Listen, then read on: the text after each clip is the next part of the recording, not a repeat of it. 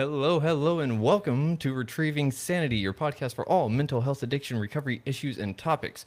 And I've got a super special guest today. My guest today is someone who walks between the worlds, literally. Tina Erwin is a metaphysical author, a former Navy commander, and what she calls a ghost helper. That's right, Tina helps souls who are stuck between this life and the next to find peace, and she teaches the living how to do the same. After a 20-year career in the U.S. Submarine Force, she turned her attention to the unseen world. Blending hard science with spiritual insight, she's written 9 books on metaphysics and developed the Crossing Over Prayer, a tool to help both the living and the dead find clarity, compassion, and closure. Today, we're talking about ghosts, mental health, and what it means to truly heal on both sides of the veil. So, Tina, how are you doing today? I'm doing great. I love this topic. I'm so glad that you're doing great, and I'm glad that you love the topic too. But first, before we get too much further, I do want to say thank you for your service and for everything you've done for the military and for anyone on this side or the other side for what you do. Oh, you're very welcome. I was very privileged. It was a real honor to work with the mostly men in the submarine force, including my husband of 52 years, Ah, who's also a submariner. And, when you deliberately submerge your ship, you had better be really ooh, psychic. You better be able to feel the ship. So these men taught me a lot about an unseen world of energy, only they wouldn't have called it that. So it was a fabulous experience. huh. That's so interesting. I never really would have thought that having psychic talents or the feeling of it would come in handy in a sub. But now that you mention it, it does kind of make sense, right? Because you got to feel everything around you to a degree, You right? can when you are in a the surface navy calls them sewer pipe sailors and the submarine force calls them targets. It's the rivalry. When you are in this long tube of HY 120 steel, high yield steel, Mm-hmm. and all these people are working together. Somebody has a bad day, everybody feels it. It just that energy echoes through the ship. Mm. Remember, metal holds on to energy. Ah, yeah. That's why you see these psychics who hold on to a pair of keys and they use psychometry and they're feeling something. You're in a metal tube, for God's sake. Everything around you is metal. So if you have a horrible morale on your crew, Mm-hmm. the probability that you're going to have an accident goes up exponentially. But if you Mm. have a crew that works well together, there is a synergy. There, everyone is in sync. And if you have an occasional person who gets a bad family-gram, which was how we communicated with crews when my husband was doing submarine patrols, Uh-huh. then you knew how to help that person. Hmm. Okay. And so everyone has to be very stable, very committed. And these really are some of the smartest, most remarkable men. And now there are some women, because when I was in the Navy, women could not serve aboard submarines. I did other things, unusual things for the Navy and for the submarine force. Huh. And so, but when you're doing this, these are some of the most intelligent individuals you will ever meet. They're amazing. Oh man, I can imagine because it is essentially a whole nother world whenever you're underwater, especially that far, right? Yes, when you pass the 100 fathom curve and then you submerge the ship, then you enter a whole different world. I mean, I've been on every class of submarine except Seawolf. Whoa. And I was only allowed to go for different kinds of cruises, or if I was, I designed equipment that protected submarines from terrorist attack, among many other things. And Whoa. so I had to be on every class of submarine to look at all the specs that I would need to Mm-hmm. design this equipment and look at the capability of the ship and the dimensions of the ship so that what I was designing would fit.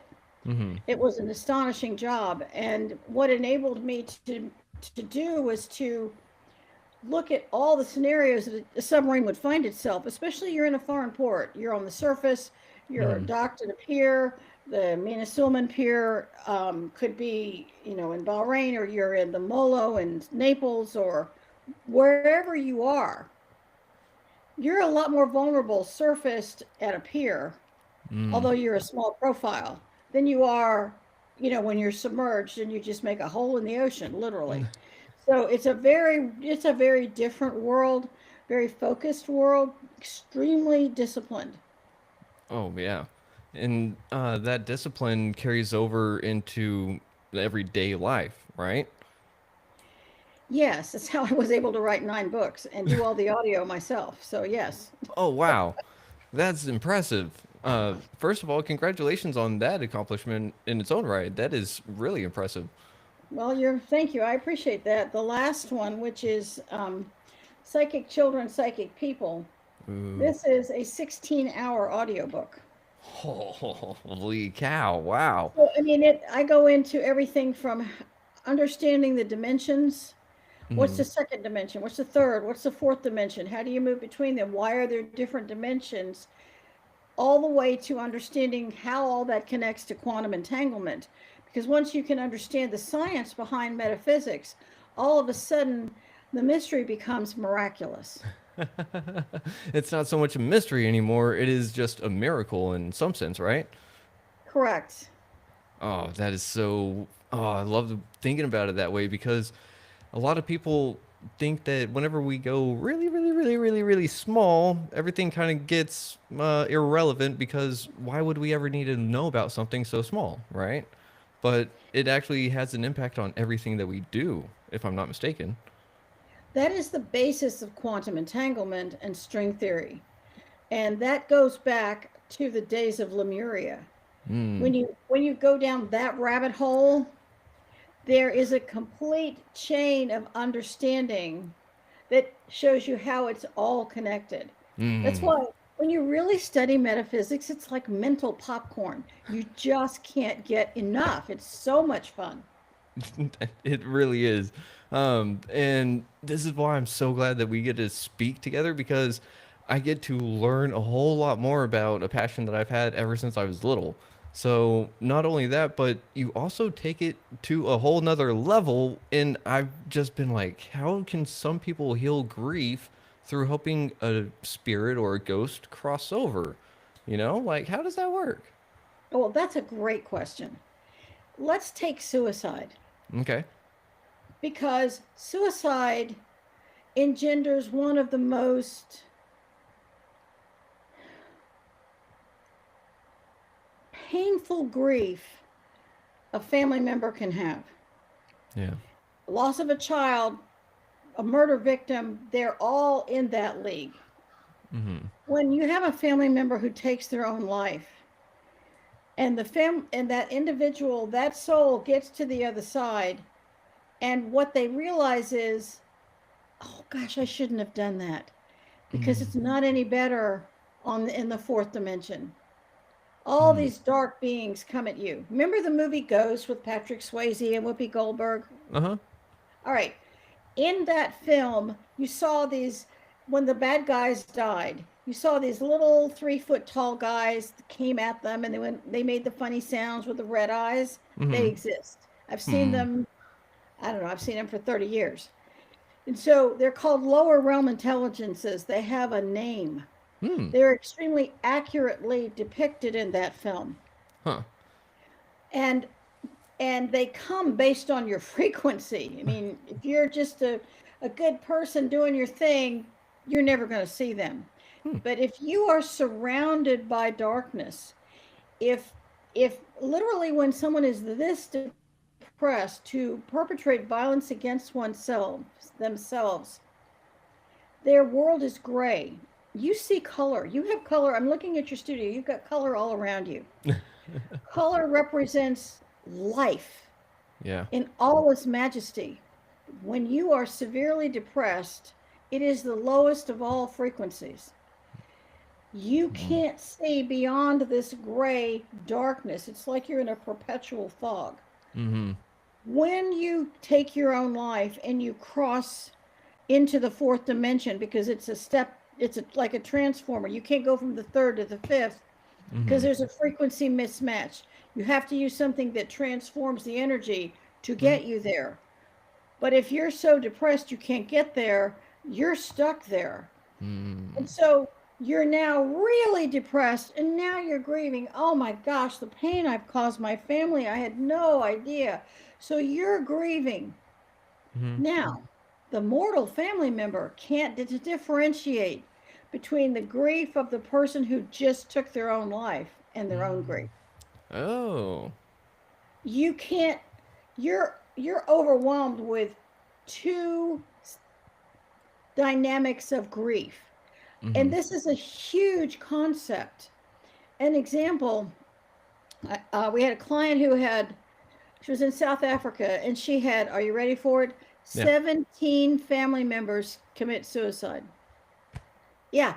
That's why people say, oh my God, it runs in families, it's contagious. No, it's not. Holy. You have the suicide person standing next to you, and their energy is your energy. Mm-hmm. They are trying to talk to you. So you're surrounded by the energy of suicide. As soon as you say the crossing over prayer for, oh, I have the book right here. Sorry. You're I good. also wrote the crossing over prayer book. And in this book is the compassion prayer for suicide. As Mm. soon as you use that prayer yourself, or you just ask angels to cross this soul, bring in angels to escort them to the Mm-hmm. heaven world right now, because there's no time in the fourth dimension. So you have to tell them when this action is to take place. Huh. It's part of the physics of metaphysics. Huh. This woman had all 17 family members crossed over, and all of a sudden she was no longer depressed. She was having suicidal ideation. That all stopped. Huh. She got married. Her business took off. She felt joy for the first time. She couldn't believe the difference. Heck yeah. All because as you help others, so are you also healed. So Mm. by helping all of her family members, or you help one family member who took their life, and they're feeling the light of the divine, embrace them and give them all kinds of beautiful healing, then there's a part of you that breathes in more light, and your healing can take off. Mm. That is crazy. 17 family members doing that? That is, whoa, way beyond my comprehension of that because I've had to deal with not family doing that, but friends, and that is hard enough. So I can only imagine that multiplied that many times. So holy crap. But you were saying two things that I want to touch on real quick. One, are you familiar with the 12 steps? Yes, it's the AA process. Ah, yeah. There is So, another, in other words, their basis is there is no healing without God. well, there's a few different bases. The one that I'm going to maybe not nitpick, but point out is that there's a saying in recovery rooms that you have to give what you got to keep it. So essentially, you have to help someone through their sobriety to help maintain your sobriety. And that's kind of how I'm feeling whenever you're saying, like, if you help others, you help yourself in return, right? I just did a podcast with another host, and she said, the more I'm giving to others, amazing things are happening to me. It was an entire show about generosity and the karma of generosity, because I've also written 3 karma books. So, because if I were abducted by aliens tomorrow, I would Uh, want this information to be available. So, oh, oh yeah, man. so when you think about that, as you give to others, it has, under the laws of karma, Hmm. not me, but the laws of karma and the laws of physics. For every action, there's an equal and opposite reaction. It's just physics 101. So what you're giving out is has to come back to you. Hmm. I love that. So you're also saying that whenever someone is helping spirit or ghost, whatever, real quick, how do we want to refer to them? Ghosts, spirits, or Ghost. alcohol. Spirits. Thank you. Thank you. Because I'm going to be real blunt about it, because people say I talk to spirit. I'm sorry, who is that? A it, spirit can be a lower realm intelligence, a ghost, an angel, a black magician. mm-hmm. Yeah. What is it? Yep. Let's be specific. Uh-huh. It's a ghost. Okay. All right. And I'm really glad that you said that because I was an alcoholic for about a decade, the better part of one, going on 4 years sober. And so hearing someone, Congratulations. That takes courage. thank you. And that's one of the things that I learned was that alcohol or booze, like I already knew it was called spirits, but whenever I was going through a recovery, I was like, oh, that's why they're called spirits because it lowers my vibration, my energy, and allows everything else to influence me in ways I don't want to be influenced. Is that kind of correct? Well, let's take that a step further. Okay. There are two psychiatrists, Dr. Raymond Moody and Dr. Bruce Goldberg, and in their work, which is why I study so many other amazing authors, Mm-hmm. they discuss the fact that a person who is drinking can be inhabited by up to 60 alcoholic ghosts at a time. Eh. 60. This is why giving up alcohol is so difficult. So you want to cross the alcoholic ghosts over. That's why quitting alcohol, drugs, tobacco, or gambling is so difficult. In ancient times, in the old traditions of magic, they were called hungry ghosts because Mm. they were hungry for the alcohol or the drugs or the feeling of gambling. Mm-hmm. That's where that comes from. And that's why a person who is drinking can feel like, they do these actions and they go, but it wasn't me. I don't do that. Normally I'm mild mannered. But the ghost who walked right in literally possessed them for a period of time and Mm. did things that when the person was sober, they would never have done. Mm, that is really interesting. And but that doesn't really necessarily give someone an excuse to say, "Oh, I did this because I was being possessed by the spirits all of a sudden," right? It's kind of more like you knew you were doing this, like ingesting the alcohol, so it's kind of on you still, right? There is a responsibility because alcohol drops your frequency to a really, really low level. Yeah. That's why I wrote a book called Karma and Frequency so that you could understand what raises frequency and what lowers frequency. There's another amazing author, um, not Bruce Goldberg, but David Hawkins, Hmm. wrote a remarkable book. I highly recommend it called Power versus Force. And he talks about frequency in a very specific and wonderful way. Hmm. And and I think that if you're going to talk about ghosts and metaphysics, discussing some of the hard sciences that go back to frequency is really, really important. Mm-hmm. And when you're raising your frequency, you take yourself, you're raising your frequency such that a ghost can't inhabit you Hmm. because your frequency is too high. So you're changing the soul. Oh. But if you ever think that there is a soul in the crossing over prayer book, there are prayers to cross over an alcoholic ghost. Ooh, man. I know a lot of people that might need to actually try that for themselves and then let me know the results because I'm sober, so I can't really do that, can I? If you are with someone who does have an alcohol problem, Mm-hmm. read the crossing over prayer for an alcoholic ghost Mm. or someone who is struggling with a drug problem or at an AA meeting Mm. as a cool experiment. Read this crossing over prayer. I mean, I could send you a PDF of it as a Okay. courtesy to be able to read this out loud and let someone know that maybe all the ghosts that are with people in that room, what would happen if they all left at once? I don't know. That'd be crazy. That'd be mind boggling. I mean, isn't this Yeah. amazing? Yeah. Yeah, that would change the feel of the room so fast. I don't know what anyone would actually do. And it's funny They that would they would wake up. They would feel like they're alone in their body. oh, alone in their body, and that's not an easy feeling to come to, is it?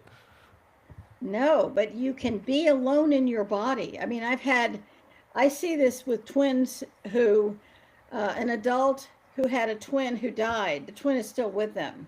Hmm. In many cases, they never feel like they're alone. So I have a crossing over prayer for a twin who has died.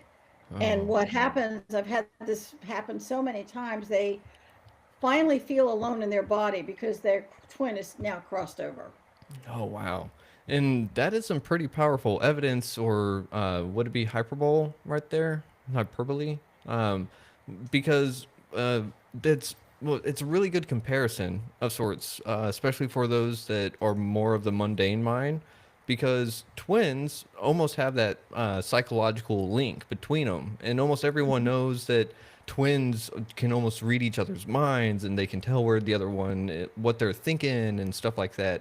So if one were to pass, and then the other one could feel psychically, that would to me do a whole lot of proof, but it that's one of those things. How do you convince? How do you prove this to someone? Especially like say an alcoholic or someone that's doing yeah, we'll just stick with alcohol. Because they have heard all these different things, right? But how do you get them to actually like see it? That's not my job. My job Ooh, is to make it available. okay. And a lot of times, and the reason these prayers for helping an alcoholic family member, prayers for an alcoholic to help him or herself, and then prayers to cross them over. I was writing this book, and I don't know how this woman knew, but she wrote me through contact at ghosthelpers.com and said, I love my husband. She was from India. How she Oh, found me, I don't even know. But I guess there are miracles. And she said, my husband's an alcoholic, and can you please write a prayer for me that will help me to protect myself from him, but if he dies, that I can cross him over. So that's how those prayers came to be. It was a request from someone living. whoa. And so that's why they were written. So for family members to use those prayers, because prayers connect the family member to the divine. Okay. Every time you pray, you open up your heart to the divine, to Mm-hmm. God, whether it's to Christ or to the Buddha or the great ones on the higher realms. Mm-hmm. Once you're doing that, you're changing your frequency and you're bringing it up. Mm-hmm. Now, you cannot pray that the person change to please you. That don't work that That, way. no, well, that's a violation of spiritual law.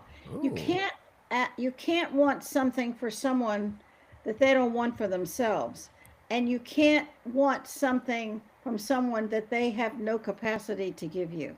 Hmm. Ooh, so right there is like another mundane thing. Whenever someone finds someone emotionally unavailable, and that's all they want is their attention, their love, but that other person can't give it to them because it's not theirs to give, right?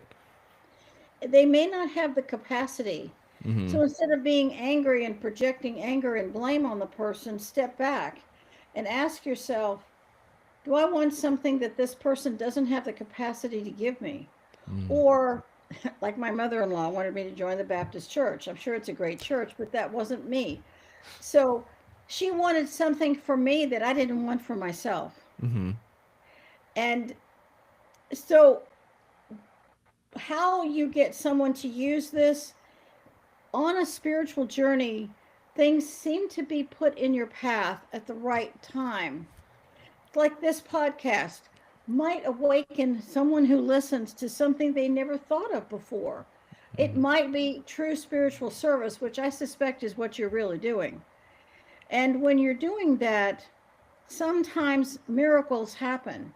And if someone happens to read that prayer, if you say, I stumbled on this prayer from the Crossing Over prayer book, would it be all right if I read it?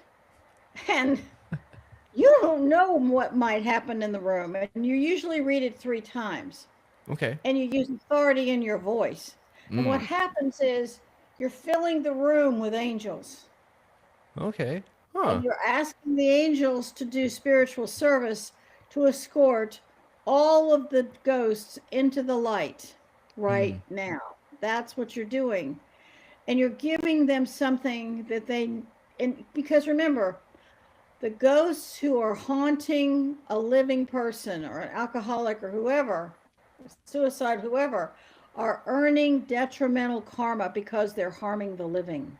When Oh. you cross them over, you stop their karmic clock. Hmm. and you're doing in that's why that spiritual service is even greater than you could have imagined. Huh. Okay. Wow. Can you explain the karmic clock and how it works and what the not benefits, but the pros and cons are? Like, if we have karmic debt, that means that we are to be we're to have retribution later in the next life, correct? Well, it always sounds like retribution, Mm-hmm. but Is it more karma akin is, to a lesson? Like, you did why this don't we and look at this as opportunity? Because ooh. people often look at karma as always punishing and detrimental. Mm-hmm. But you and I have the karma to have the conversation, Mm. looking Oh. at this slightly differently. We earn karma. People say, oh, if this person came in with a lot of baggage. Well, maybe they came in with a lot of karma. And if a person comes in with, we earn karma life after life after life by the actions we take in each life. So let's say that a person sacrificed themselves for another person. They went out of their Mm-hmm. way, or um, like in the 70s, I think maybe the 80s, there was a Mm-hmm. plane that went down in Washington D.C. in Dulles. Mm. Um, was it Dulles or was the I think it was or Reagan Airport. Okay. Anyway, plane went down into the Potomac in January. It was Yeah. unbelievably cold and snowy, and there was snow on the wings. And a guy in a car going over the bridge saw the plane crash, gets out of his car, goes in, and they opened the doors, and he starts pulling passengers out and rescuing them. Wow. And they never found his body. Oh. He saved, I think at least 10 or 15 people. Wow. So this man earned the karma of saving all those lives. He didn't even think about himself. He went to help. Mm-hmm. And this isn't just military people who do this. You see this with people in all walks of life. Mm-hmm. Most people on this planet are really good people. Yep. They're wonderful people. If they weren't, this planet would be, truly a hell. Mm-hmm. And so, what's going to happen to this man in the next life? Um. Hopefully, really wonderful things. Yeah. People who are kind and giving, that karma has to come back to them. Mm-hmm. But it's better if it comes back to you in wonderful ways over a lifetime rather Oh. than winning the lottery. Because in the lottery, your karma collapses or piles on you all at once. And unless you're very, very wise, Mm-hmm. it is more of a burden than a blessing. So when Mm-hmm. you're looking at karma, Okay. it's simply action and reaction. If you've Mm. done something that you're not happy about, but you go and you take a new action and you change it, or you apologize, or you forgive yourself, you forgive the person who harmed you seek to make the world a better place, Hmm. then you change your frequency cycle. So now that cycle is rising higher and higher. And Okay. all of these wonderful things have the potential to come to you. Karma isn't about good or bad or right or wrong. Mm-hmm. Karma is always balance. Ooh. Okay. I've never heard it put that way before. Karma is always balanced. And that would make a lot of sense because is are you I would assume that you're familiar with tarot, correct? Yes. So whenever I hear karma being placed that way, I think of the justice card. So like having the scales sitting there being weighed out, and that's really interesting to think of the karma jackpot as well, because that would be a burden to have a whole bunch of blessings at once. I don't know how a lot of people would deal with that, but that's not really the whole point of this conversation, right? We're kind No, of maybe going. we can have a whole nother conversation about tarot. Yeah. It's way too complicated for today. Yeah. It is. Oh boy. Yeah. Don't let, we can't get started on that. Um, No.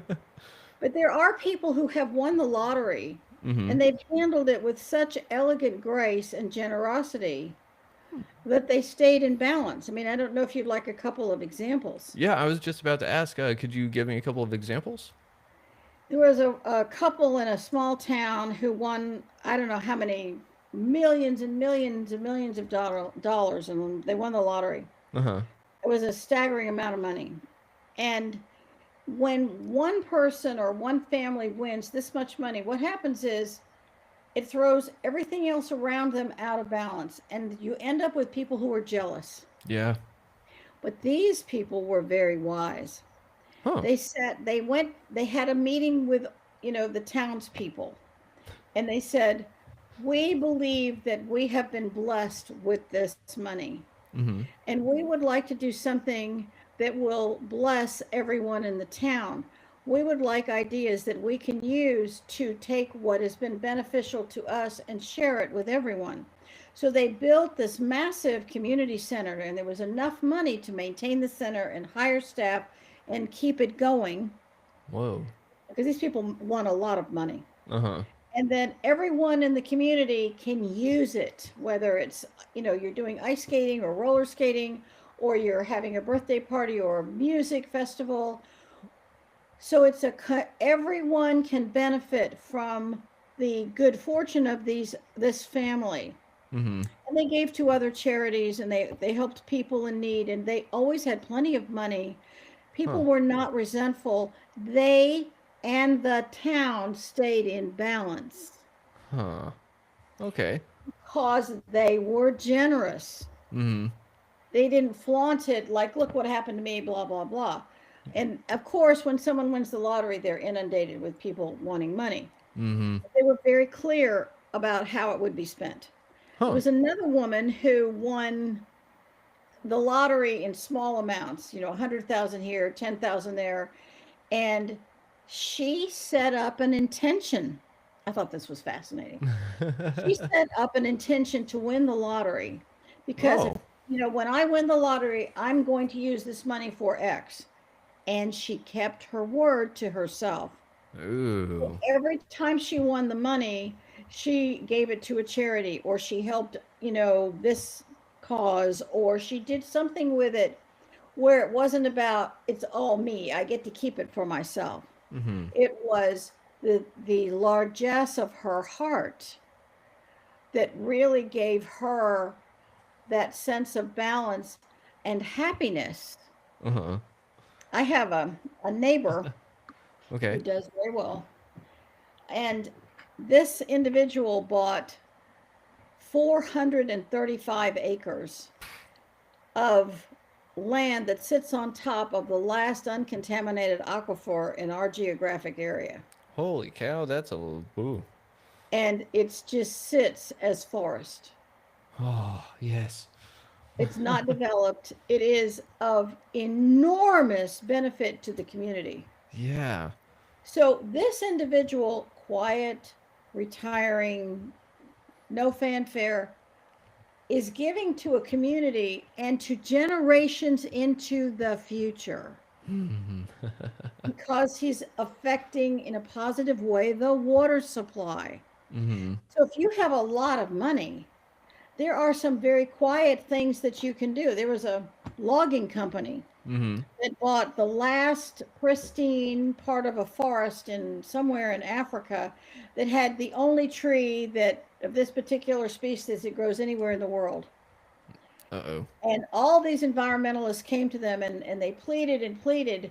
And so you know what this company did? They Kind of. listened. They set it up as a preserve and it was never touched. Oh, yes. Okay, Justice. there's an industrialist Uh-huh. In Japan. And this industrialist donated millions of dollars to the people right at the level of the Sahara, and they've already planted 1 million trees. They're Oh. changing the entire weather configuration. They now have rain, they now have crops. They are really building things so that they have financial and food independence. Oh. That's what that industrialist quietly did to help the world. So if somebody's using a great deal of their wealth for the benefit of others, this guy still has a ton of money. Mm-hmm. But if you're using it for this greater good, quietly, no brass band, no press, you're not on The View, you are being of service in a quiet way. Mm-hmm. That act of service and kindness has to come back to this individual in a future life. Hmm. Yeah. Also, and it can happen in your current life. Okay. Interesting. Those are some really powerful examples, and I'm really glad that they went the way that they did because whenever you said the forest part, I was like, oh, please don't cut down the trees. And thankfully, they did not get cut down. Yes. Um, and oh boy, there. Oh no, that question. Why did it leave? It'll come Um, back. I hope so, because it is really good. I have no doubt. Um, but with karma and everything like that, it's interesting because uh, there's that saying that goes around that opposites attract, right? So if someone is raising their vibration and gaining more positive karma towards them, does that mean negative influences are attracted to them as well? No, Oh, no, the higher your frequency, you become toxic for negative influences. ooh, okay. The higher your frequency, Uh-huh. the higher your frequency, the harder it is for the dark ones to come at you and feast upon you because it's not personal, you're just lunch. But you'd really like to take yourself off the menu. Yeah, yeah. Oh, I remembered the question. Um, so you said doing everything quietly and doing everything kind of on the unseen level. And if I'm not mistaken, that's actually a spiritual principle that's in the Bible, correct? It's a spiritual principle in many traditions, the Bible as Ah, well. In other words, you're doing what you're doing quietly so that you can just get on with your day. hmm. You're keeping your the principle you're talking about is keep your ego in check. Yeah. Yeah. You're just if you have the ability to do something and you do so and then you just move on with your day, you keep yourself and the action in balance. There's the word. Back to balance. It's a feng shui concept. I am also a feng shui consultant. Ooh. Huh. When you understand how balance works, that's how psychic ability works. You're feeling what is out of balance. You're feeling it. You're sensing it. You can walk into a room and feel that something is terribly out of balance. I mean, some people can walk in, you walk in a house and feel an unmade bed because it's chaos. Yeah. Yep. And So uh, that does that answer your question? yep, it totally does because it's one of those things that it's funny to see people try to act so quote unquote righteous, and it's like you don't have to go and prove it, you just go and do it. But it's always been a little something I've been like uh just billionaires in general, I always find it interesting how that they can be so dragony, just let me take all this money and not distribute it towards the masses. But I'm also not one of the billionaires, and I would totally, hopefully, not do that because I would like to spread joy everywhere. But it's one of those things I would have to keep my ego in check, and I don't know how I would do that. Does that make sense? I think that a lot of times it's a mindset. Mm, Some people are just shy by nature. yeah. They really are. And ego is an important thing to have. Let me explain. Oh, okay. If you're going to have a surgeon who's doing brain surgery, Mm-hmm. you want the surgeon to have the confidence to have enough ego to cut your head open, Oh, do yeah. the job, and keep your brain intact. But you want him to have been able to check his ego enough so that if a nurse or the anesthesiologist says, you need to pay attention to this, he's not so arrogant he won't listen. Oh. And when you balance, that's again balance. Mm-hmm. when the surgeon sets it up, whether it's an orthopedic or a heart surgeon, such that anyone on the team can point out a problem, then that surgeon has opened the door for far more positive outcomes because there's nothing tyrannical. Now, that surgeon who is the head of it has fostered a team environment. Mm. That team environment has now an investment in the positive outcome for the patient. So you want him or her to have this ego, which is a level of confidence to be able to do it. I Mm-hmm. mean, you got to have a pretty amazing ego, to command a freaking submarine Yeah. or an aircraft carrier or, a B-2 bomber. Mm-hmm. But you have to have enough humility to respect every single crew member that makes that $1 billion piece of equipment work. Yeah. Yeah. So without that team effort, that balance, you're Mm-hmm. just so much hot air and you're destined for disaster. You keep your karma in balance and you will have a successful life. Ooh, I love that. And I think that is probably the key that a lot of people have been looking for in terms of how do I actually progress in life, you know? And I think it's because a lot of things are out of balance in some way, shape, or form. Well, Um, this is true for relationships, yeah. marriages. I Uh-huh. mean, marriages are not easy. No, The they're not. dewy-eyed, people at the altar, come face to face with financial challenges, health challenges, in-law problems, and that are constantly pulling you out of balance. Mm-hmm. And you're navigating through this often minefield. It's an emotional minefield. Yeah. Strong marriages, they sit down, they get mad, they make up, they apologize, Mm-hmm. and they keep the courtesy and respect for one another. Mm-hmm. Those things are really important. And then I have, my, our children are grown and they have families of their own. Mm-hmm. Well, they are adults, they're not children. We have a policy that we don't ever drop in. We call. We'd like to stop by for X. Mm-hmm. Or would you like to come to dinner? Is it convenient if? Every single time. Mm. We never assume. Would you please? The constant courtesy keeps relationships in balance. Ooh, okay.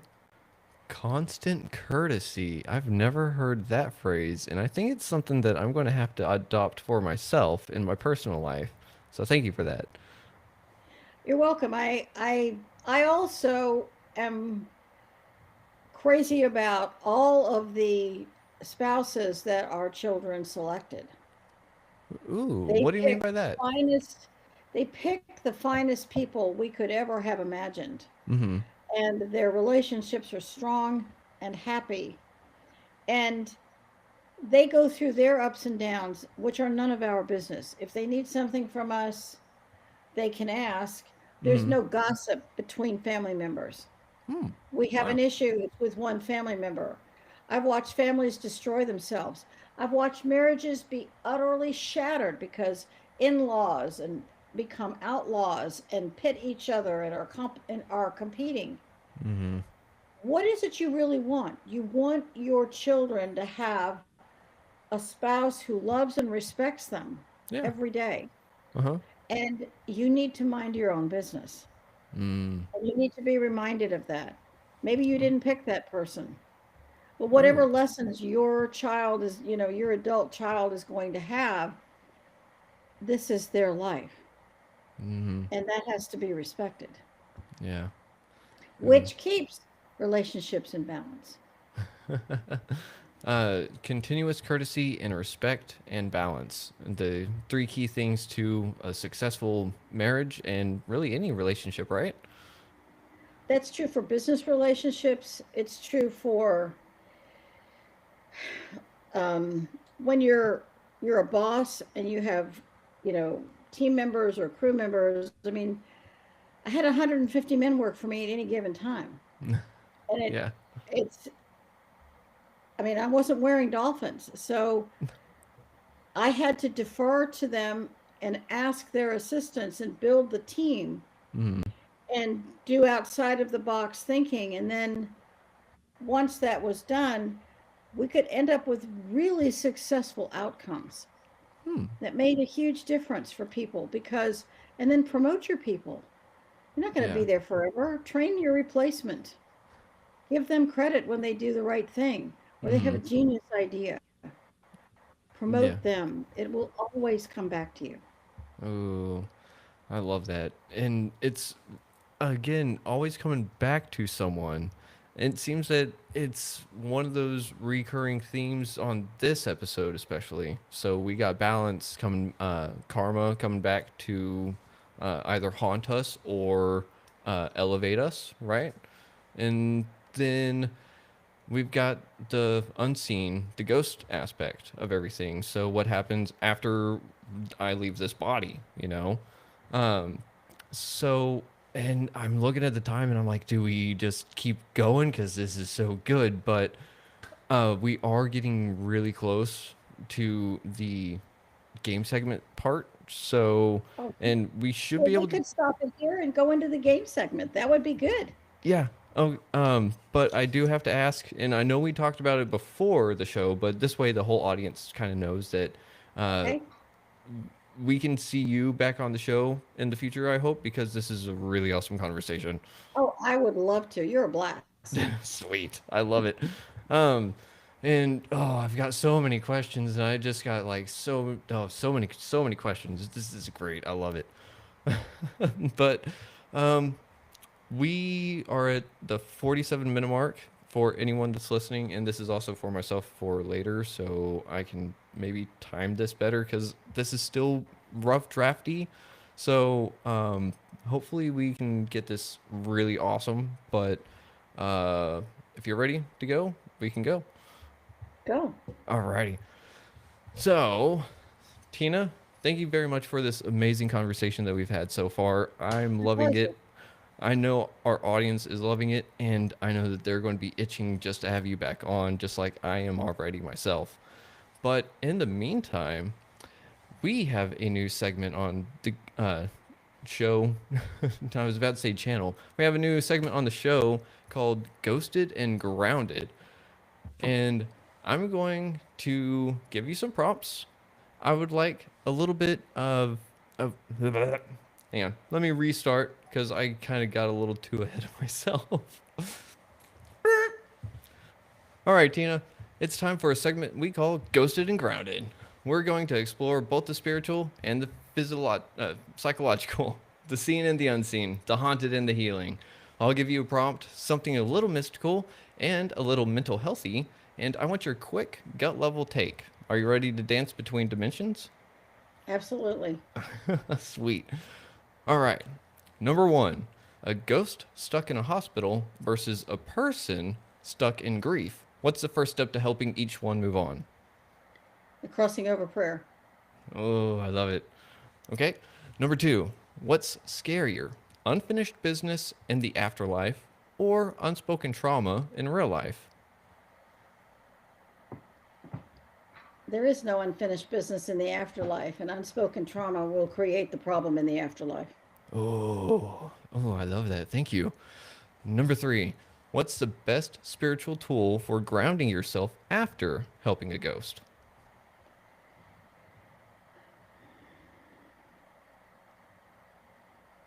Prayers of gratitude to God Oh, and to the okay. angels for enabling you to be of spiritual service to the dead.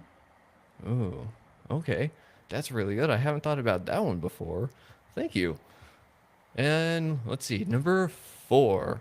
What's one emotion ghosts express most often? Cold, fear, and grief, and Mm. guilt. Cold, fear, guilt, and grief? Yeah. Okay. It's not just one, it's an overlay. They're Mm. cold. It's a cold of loneliness, Mm. and they're afraid, and they're grieving, and they're guilty. Even though they don't quite know why they're guilty, but an awful lot of them feel guilty. Yeah. They think God can't love them, which is untrue. Oh, I know that feel all too well myself, and that's not true, like you said. But thank you for that. And number 5, if karma had a warning label, what would it say? Think before you act. I love that one. I think that one's perfect. Um, Number 6, what human behavior draws ghostly unattention the most? What human behavior Mm. isn't just one, it can be multiple things. Okay. It's more than just one. If you are emitting light, you won't even know it and you can attract them. Hmm. If you if if you're drinking or doing drugs or gambling, you will attract ghosts who have that habit. Hmm. Very good to know. Um, is there any other behavior on that list, or is it just all bad stuff? There are it can be if you are doing things that are black magic, Hmm. tarot, Ouija, runes, angel cards, oracle cards are all black magic. If you're doing that, you will open up a portal to hell and you will invite not just ghosts, but lower realm intelligences and black magicians. Your life will be hell. Ooh. Thank you for that. And let's see. Number 7. What's the metaphysical version of setting boundaries? Balance, Balance. karmic Okay. balance, and courage. And courage. Those aren't metaphysical. Those are just the most basic things. You have Okay. to be seeking balance. If you have to set a boundary, something is automatically out of balance. Ooh. Okay. And Oh, you I. don't want to hurt somebody's feelings, but it takes courage to bring a situation or relationship back into balance. Oh, I've never thought about it that way. That is really, really good. Thank you. Whoa. Maybe we should have more questions like that. But number 8 is haunted house or toxic workplace. Who are you going to call first? Who are you going to call first for Uh, both of them? yeah, either or. I mean, let's say which one would take precedence if you were called to the scene. Well, you'd be called to two scenes. So I Mm, would have to say the haunted house. the haunted house. Okay, Yes. sweet. Thank you much. And then number 9, what's one belief the living need to let go of to find peace?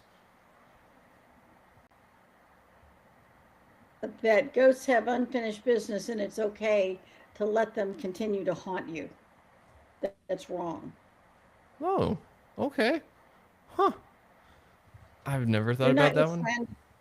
They're not your friend. They're not there to entertain you and have spine tingling or be a tourist attraction. It is, you need to help them, and it will be the compassion you'll want for yourself. Okay. That's some power. That is some powerful stuff. Thank you. And then number 10. Do ghosts need therapy or just compassion? Just compassion. Uh, You're not there to be their therapist. You can't because they cannot give you what you think a therapist would require. The only place they're going to get that is in the heaven world. And the only way they'll get that is if you cross them over. ooh, okay. Thank you very much for that insightful knowledge. And that is something that I think all of us can take. Uh, I was going to say to, uh, I don't know what phrase I was about to say, but my brain said don't say it, so I didn't say it.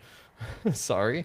Um, but we have actually reached the end of the questions. And Tina Erwin, because you are, well, a walker between the seen, the unseen, a commander, and just all around awesome, we have bestowed upon you the honorary title, the Soul Rescuer General.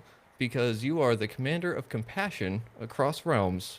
So, Tina, thank you very much for being on Retrieving Sanity today. I do have one last question for you, though, if you don't mind. Okay, go All ahead. right. The name of this podcast is Retrieving Sanity, and we explore how all facets of life impact mental health.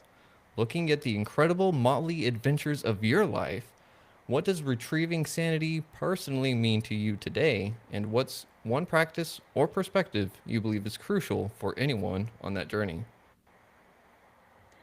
Prayer. Oh, The more you pray, whether it's my prayers in the Crossing Over Rare book, the Lord's Prayer, the more you pray, the more you connect to God. The more you connect to God, the more you raise your frequency. The more you do that, the more you come into balance. mm. Oh, And it will help bring your entire soul structure and mind into a beautiful place of balance. It's work, but it's worth it. ooh, I love that. Thank you very much for being able to provide such clarity, insight, and profound wisdom on the show today, Tina. Well, you're very welcome. But the last little bit of the show, do you have any shout outs for yourself or those around you that you just want to give a little bit of gratitude to? I would like to thank everyone who's listening to this show and who listened to me today, and that I am grateful that you'll consider these concepts. You don't have to. Experiment with them. Don't just believe me. Do your own research. I am grateful to the angels, and I have a spiritual team that, I mean, I'm not that clever. So I do have a little help when I'm answering all these questions.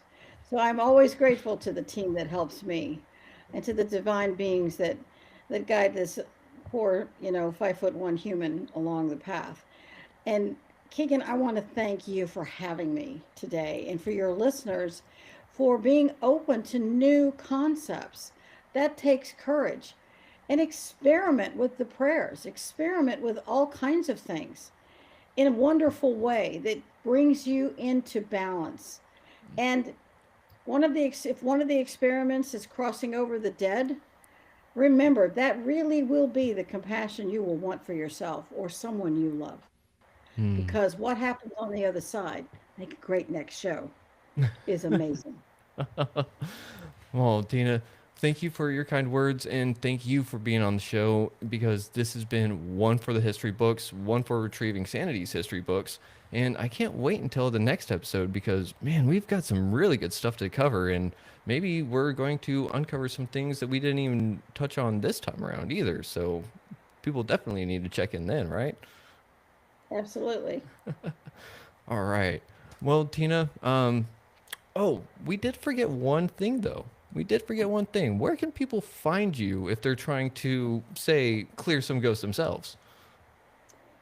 I'm on ghosthelpers.com, Okay. and my books are on amazon.com. You can also find the books on ghosthelpers.com, and when you click on the book, it takes you into Amazon to make it really easy Ooh. and fun. And on Ghost Helpers, there are prayers that are you can say. You don't have to buy a book. If you have a ghost, just say the prayers or punch it and let me say the prayers for you at least 3 times, and then you can see how this works in your home or your office. Offices can be very haunted because another quote great episode is predecessor energy, and that's Ooh. super cool. Once you do those things, and there are some fascinating things on the website that will help you, ghosthelpers.com. And again, thank you so much for having me. No, of course. Ghosthelpers.com, everyone. So be sure to check that out. And Tina, it has been an absolute honor and a pleasure once again.